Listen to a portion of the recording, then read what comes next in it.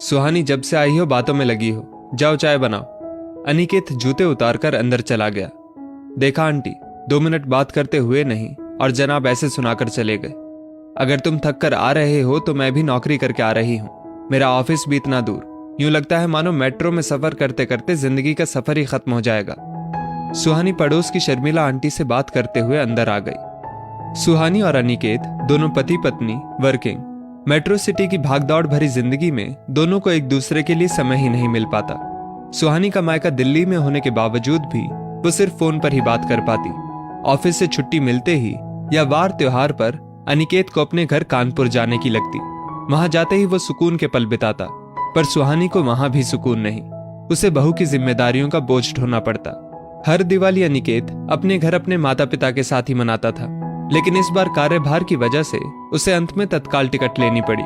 सुहानी 6 बजे की ट्रेन के हिसाब से 3 बजे ऑफिस से निकल गई थी, लेकिन धनतेरस की वजह से इतना ट्रैफिक था कि वो जाम में फंस गई। कहाँ हो सुहानी, आज इतना लेट कैसे हो गई? मैं सब समझता हूँ, तुम वैसे ही ससुराल जाकर खुश नहीं हो, इसीलिए जानबूझकर लेट कर रही हो। अनिकेत फोन पर चिल्लाया। सुनो, मैं जल्दी पहुंच जाऊं इसके लिए मैंने कैब की। मुझे क्या पता था मैं फंस जाऊंगी। मेरा ससुराल जाने का मन हो या ना हो, जाना तो पड़ेगा। फिर क्या फायदा नाराजगी से। सो मैं चुपचाप चलती हूँ, उसके बाद आप क्या सोचते हो मुझे फर्क नहीं पड़ता। सुहानी ने भी 2 टूक सुना दी।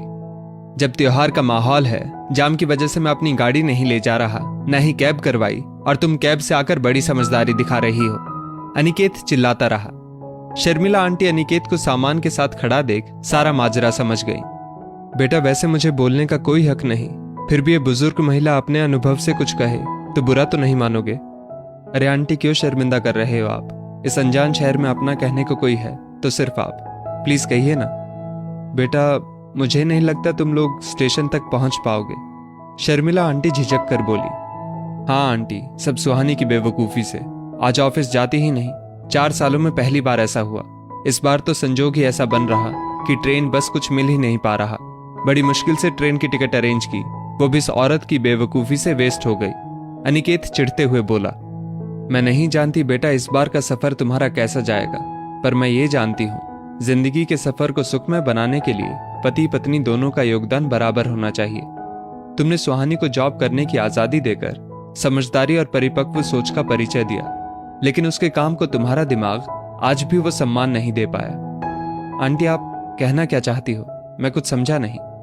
औरत नौकरी करती है सो अब घर के कामों से मुक्त हो गई, ससुराल से दूर रहती है सो उसको सब आजादी है, तो अब मायके जाकर क्या करेगी? अपने दिलो दिमाग को इस संकीर्ण सोच से आजाद करो। औरत की नौकरी का मतलब वो फ्री नहीं, बल्कि घर की बाहर की दोनों जिम्मेदारियों का वहन करती है। ससुराल से दूर है तो हर त्योहार छुट्टी पर उसको अपना फर्ज निभाने वहां जाना पड़ता है बेटा। पर तुम्हारे फर्ज का क्या? सुहानी को मैंने मायके के लिए आंसू बहाते देखा है। जो भावनाएं अपने माता पिता के लिए तुम्हारी हैं वैसी ही उसकी हैं, पर वो औरत है, एक पत्नी है, सो उसे अपनी भावनाओं के ऊपर तुम्हारी भावनाओं को रखना होता है। आंटी, वो मुझसे तो कुछ नहीं कहती, चिड़ी हुई जरूर रहती है, लेकिन शिकायत नहीं करती। अनिकेत हैरानी से बोला। सब औरतें एक जैसी नहीं होती, सुहानी अलग है। वो इंतजार करती है कि तुम उसे कहो, तुम्हें खुद एहसास हो। पूरे साल में एक बार तो अनिकेत खुशी से कहे, चलो आज तुम्हारे नहीं मेरे ससुराल चलते हैं। राखी वो अगले दिन या एक दिन पहले बांध जाती है ताकि तुम त्योहार पर अपनी बहन के साथ रहो। बेटा, क्या सारे फर्ज उसी के हैं, तुम्हारे नहीं? मैंने दुनिया देखी है, पति पत्नी एक दूसरे का सहारा होते हैं, तो एक दूसरे की भावनाओं को बिन कहे समझना, उनकी कद्र करने से ही जिंदगी का ये सफर आसान होता है। बेटा, ज्यादा बोल दिया हो तो बुरा मत मानना। शर्मिला आंटी इतना कह अपने घर के अंदर चली गई। इधर सुहानी की ये सोच सोचकर हालत खराब थी कि आज तो अनिकेत घर के बाहर ही तमाशा करेगा। भगवान बचा लेना, तू ही जानता है मेरी कोई गलती नहीं थी। सुहानी के आने पर अनिकेत ने कुछ नहीं कहा। ट्रेन छूट चुकी थी सो सामान वो अंदर रख चुका था। सुबह जल्दी उसने अपनी कार निकाली। सुहानी को लगा सुबह ट्रैफिक कम रहेगा, यही सोचकर वो अपनी कार से चल रहा है। कार में अनिकेत चुप रहा। सुहानी ने भी पूरे सफर में चुप रहने में ही भलाई समझी। एफएम के गाने सुनते सुनते कब उसकी आंख लग गई पता ही नहीं चला। कार के ब्रेक लगते ही सुहानी की नींद टूट गई। इस बार कानपुर बड़ी जल्दी आ गया। सुहानी ने अंगड़ाई लेते हुए आंखें खोली तो मायके की गली देख एकदम चौंक गई। उसने पति की तरफ देखा।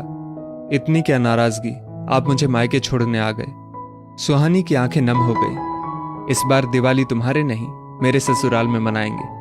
अनिकेत के इतना बोलते ही सुहानी ने कलेजे पर हाथ रख लिया। ऐसे सरप्राइज मत दिया करो, मेरा खुशी से हाथ। सुहानी के मुंह पर हाथ रख अनिकेत ने चुप करा दिया। अनिकेत ने थोड़ी सी समझ दिखा दोनों परिवारों का मान रख लिया। अनिकेत ने सुहानी के मायके में छोटी दिवाली तो बड़ी दिवाली कानपुर में मनाई। जब औरत दोनों परिवारों को साथ लेकर चल सकती है तो आदमी के लिए भी इतना मुश्किल नहीं। दोस्तों, इस स्टोरी को लेकर आपकी क्या राय है, नीचे कमेंट करके जरूर बताइएगा। और ऐसी ही और भी बेहतरीन वीडियोस के लिए हमारा पेज जरूर फॉलो करें। धन्यवाद।